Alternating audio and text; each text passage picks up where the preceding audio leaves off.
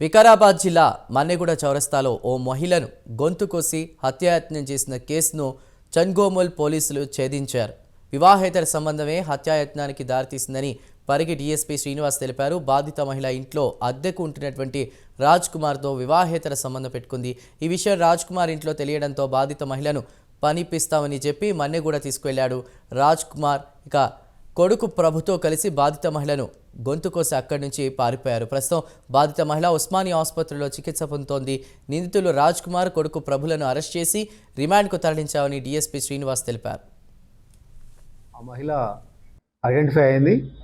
దాని తర్వాత వాళ్ళ కొడుకులు వాళ్ళు ఇచ్చిన స్టేట్మెంట్ ఆధారంగా ఇన్వెస్టిగేషన్ చేయగా వాళ్ళ పటేల్ నగర్లో ఉంటున్న మహిళ ఇంటి పక్కనే ఉంటున్న ఒక ఇద్దరు వ్యక్తులు ఈమెతో అక్రమ సంబంధం పెట్టుకొని ఈమెను చంపాలనే ఉద్దేశంతో ఇక్కడ మన్నెగూడ వరకు బస్సులో తీసుకొని వచ్చి ఇక్కడ రాత్రి సమయంలో మద్యం సేవించి తనకు ఆ మహిళకు కూడా దాయించి ఆ నిశాలో ఉన్నప్పుడు ఆ మహిళను గొంతు కోసి హత్య చేయడానికి ప్రయత్నం చేసిండ్రు.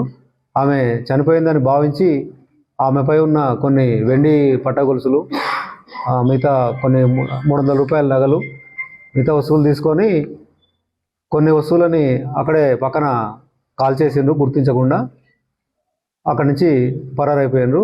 ఆ మహిళ ఇప్పటికి కూడా అండర్గోయింగ్ ట్రీట్మెంట్లో ఉంది. గొంతు పైన గాయం కావడం వల్ల అది సర్జరీ జరిగి ఇంకా ప్రస్తుతానికి కూడా ఆమె మాట్లాడే పరిస్థితి లేదు.